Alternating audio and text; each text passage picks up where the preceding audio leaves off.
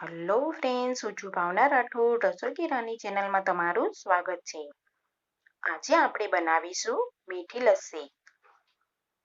જો તમે મારી ચેનલ પર નવા હોય તો સબસ્ક્રાઈબ કરો અને બાજુમાં બેલ આઇકન બટન છે તેને પ્રેસ કરી લો. તો ચાલો મીઠી લસ્સીની સામગ્રી જોઈ લઈએ.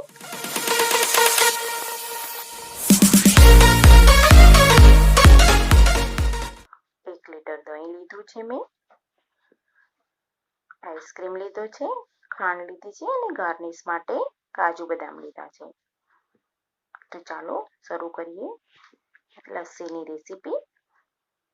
આ જ રીતે બધી ખાંડ દહીંમાં ઉમેરી લેવાની છે અને પછી વલોણીથી આ રીતે બધી ખાંડને મિક્સ કરી લઈશું.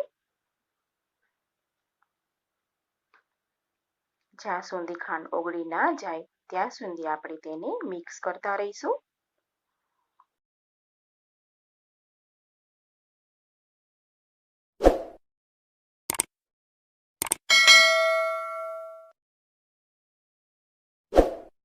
કેમ કે મિક્સરમાં લસ્સી બનાવવાથી પતલી થઈ જાય છે, એકદમ છાશ જેવી. એટલા માટે આપણે આજે હાથેથી જ લસ્સી બનાવીશું. આ જ રીતે વલોવીને સતત વલોવતા રહેવાનું છે લસ્સીને.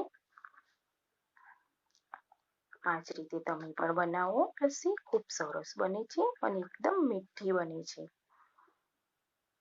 બરાબર મિક્સ કરી લઈશું.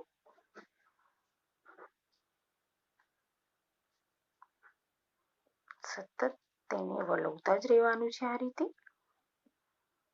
તો તૈયાર છે આપણી ઘાટી લસ્સી.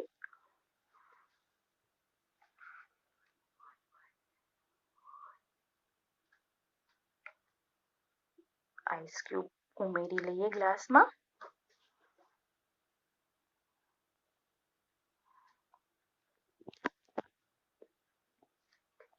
સર્વ કરી લઈએ. હવે એકદમ ઘાટી અને મીઠી લસ્સી તૈયાર છે આપણી.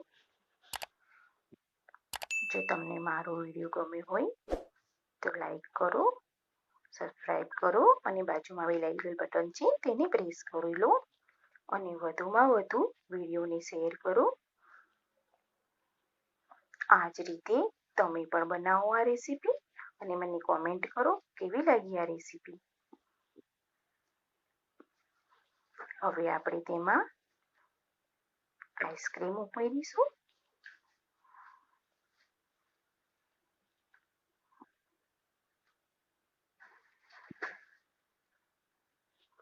એકદમ મીઠી લસ્સી અને સ્વાદિષ્ટ લસ્સી લાગે છે.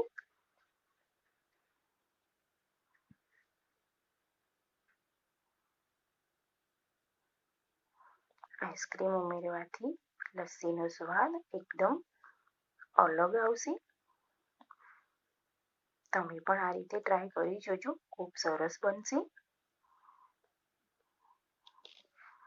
બજારની લસ્સી કરતાં તો ખૂબ સરસ લાગે છે આ લસ્સી.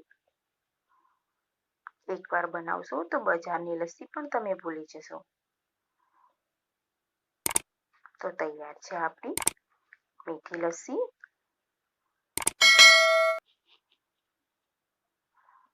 મારો વિડીયો પસંદ આવ્યો હોય તો લાઈક કરો, શેર કરો અને સબસ્ક્રાઈબ કરો.